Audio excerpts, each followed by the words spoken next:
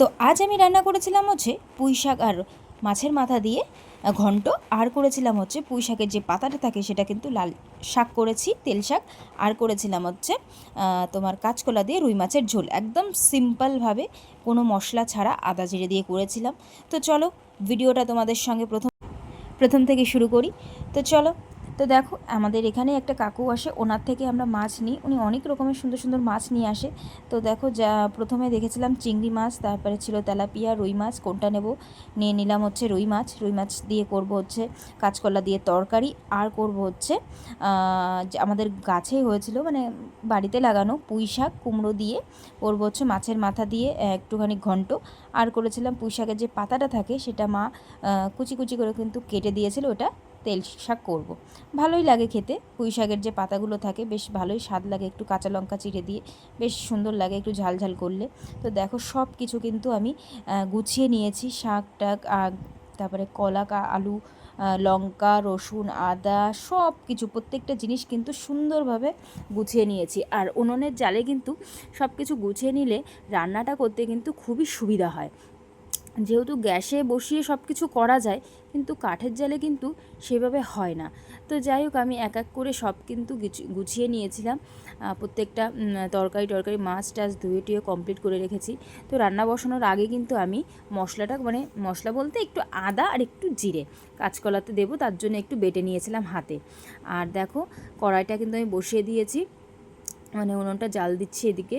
আর তেলটা গরম হলে, বেশ সুন্দর গরম হয়ে আসলে মাছগুলো এক এক করে আমি কিন্তু ভেজে নেব।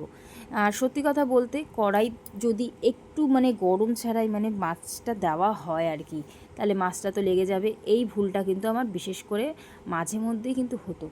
আর বলতে গেলে সত্যি খুব খারাপ লাগে যখন মাছটা কড়াইতে লেগে যায়।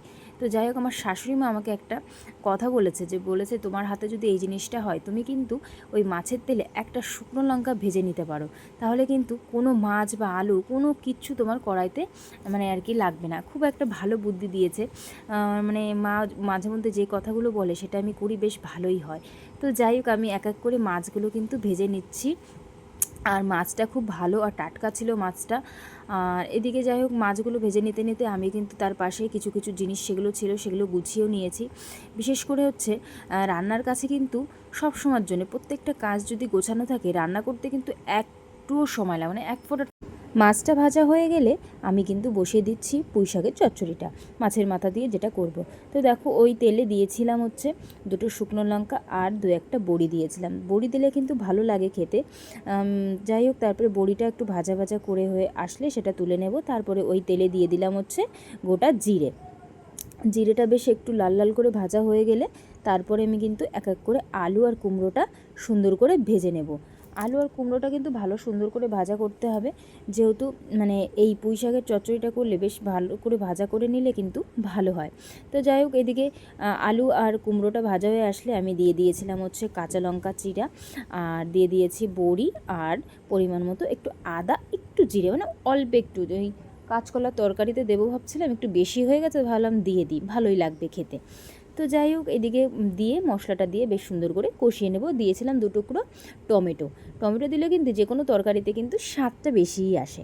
তো যাই হোক, তারপরে ভাজা হয়ে গেলে বেশ, তারপরে দিয়ে দিলাম হচ্ছে পুঁই শাকগুলো। শাকটা দিয়ে কিন্তু বেশ খানিকক্ষণ নাড়াচাড়া করতে হবে, তারপরে কিন্তু পরিমাণ মতো জল দিয়ে দেব। তো যাই হোক, আলু কুমড়ো পুঁই শাক টমেটো সব কিছু মিক্সড করে দিয়ে তরকারিটা একটু বেশ জাল দিতে হবে খানিকক্ষণ। তারপরে কিন্তু আমি মাছের মাথাটা দিয়ে দেব। মাছের মাথাটা দেওয়ার পরে খানিকক্ষণ একটু জাল দেওয়ার পরে কিন্তু পরিমাণ মতো সামান্য জল দেব। তো যাই হোক, আমাদের গাছের যে পুঁই শাকটা কী বলবো, এত স্বাদ হয়, বাড়ি কোনো কিছু লাগালে কিন্তু সে যাই কিছু বলো না কেন, কুমড়ো বেগুন তারপরে তোমার লঙ্কা এত সুন্দর হয়, আর দেখতেও কিন্তু বেশ ভালোই লাগে। তো এবারে কিন্তু আমাদের উঠোনে কিন্তু প্রচুর জায়গা, তো আজকে মানে ইচ্ছা আছে আর কি সব কিছু সব রকম সবজির গাছ লাগাবো। তো যাই হোক, দেখা যাক কী হয়। তো দেখো, এদিকে কিন্তু আমার ঘন্টটা হয়েই গেছে, তারপরে কিন্তু বসিয়ে দিয়েছি হচ্ছে কলার তরকারি। তা কাঁচকলাগুলো বাড়িতে মা অনেক দিন আগে কিনে রেখেছিল, তা ভাবলাম যে কাঁচকলা যখন রয়েছে তাহলে শুকিয়ে গেলে আর ভালো লাগবে না, তাহলে মাছ দিয়ে তাহলে কাঁচকলার তরকারিটা আজ করব। তা যাই হোক, অনেক দিন পরে কাঁচকলা দিয়ে আলু দিয়ে রুই মাছের ঝোল করব, অনেক দিন পরে বলতে গেলে করাই হয় না। তো যাই দেখো, কাঁচকলা আর আলুটা কিন্তু আমি প্রথমে সুন্দর করে ভেজে নিয়েছি। তারপরে কিন্তু ওই তেলে দিয়েছিলাম হচ্ছে গোটা জিরে, তেজপাতা আর 2-1টা শুকনো লঙ্কা। তারপরে কিন্তু তার পরপরই দিয়ে দিয়েছি আদা জিরে হাতে বাটা, আর লঙ্কাটা কিন্তু বেটে দিইনি, এটা চিড়ে দিয়েছিলাম বেশ সুন্দর করে, যেহেতু নর্মালভাবে রান্না করছি তো হাতে আর বেটে দিইনি। তারপর পরিমাণ মতো দিয়ে দিলাম হচ্ছে হলুদ, লবণ। দেওয়ার পরে কিন্তু আমি টমেটো কুচি দিয়েছি। আমি কিন্তু রান্না করতে গেলে প্রত্যেকটা রান্নাতেই মানে যেটা যেটা ভালো হয় আর কি, সেটাই কিন্তু আমি টমেটোটা ইউজ করি। আর রান্না কিন্তু বেশ স্বাদও হয় টমেটো দিলে। তো যাই হোক, এদিকে কিন্তু সব মশলা দিয়ে বেশ সুন্দর করে কষিয়ে নেব। তারপরে দিয়ে দিলাম হচ্ছে ভেজে রাখা কাঁচকলা আর আলুটা।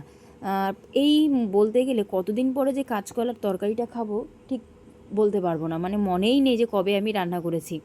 তো খুব কমই খাওয়া হয়, তো ভাবছিলাম রান্না করার সময় যে রান্নাটা কেমন হবে কী জানি। তো যাই হোক, রান্না তো মোটামুটি করলাম, দেখা যাক কেমন হয়। জলটা দিয়ে কিন্তু সুন্দরভাবে জাল দিয়ে নিতে হবে। আর এই কাঁচকলা রান্না করতে গেলে না আমি 10 বার ভাবি যে রান্নাটা কেমন হবে। কাঁচকলার তরকারি সবসময় তো মানে মাঝে মধ্যে রান্না করি, মাঝে মধ্যে বলতে খুব কম, খুবই কম রান্না করি। তো যাই হোক, করলাম নিজের মতো, যা হবে কিছু করার নেই, খেতে তো হবেই।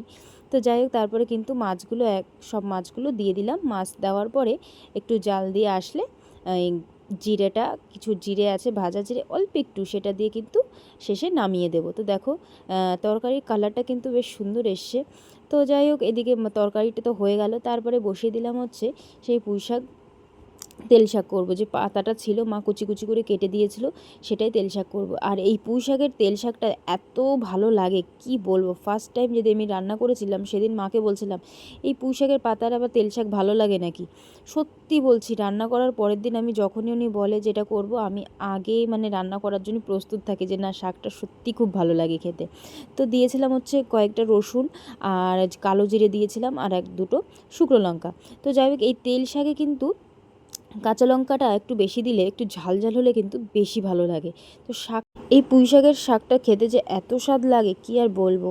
তো যাই হোক, মা মাঝে মধ্যে কিন্তু কেটে সুন্দর করে দিলে বেশ রান্না করি আমি, ভালোই লাগে খেতে। তোমরা কিন্তু ট্রাই করে দেখতে পারো, এই পুঁই শাকের পাতা তেল শাক করলে কিন্তু ভালো লাগে। বিশেষ করে কালো জিরে আর তোমার রসুনটা কিন্তু দিতেই হবে, মাস্ট, এটা দিলেই কিন্তু বেশি স্বাদ লাগবে। তো যাই হোক, এদিকে রান্না বান্না কিন্তু সেরে ফেললাম, তারপরে কিন্তু খেতে বসে পড়বো। ভীষণই খিদে পেয়ে গেছিলো। তো যাই হোক বন্ধুরা, ভিডিওটা এই পর্যন্তই শেষ করছি। তোমাদের যদি ভিডিওটা ভালো লাগে অবশ্যই একটা লাইক, শেয়ার, কমেন্ট করো। আর পরের একটা নেক্সট ব্লগে দেখা হবে। টাটা।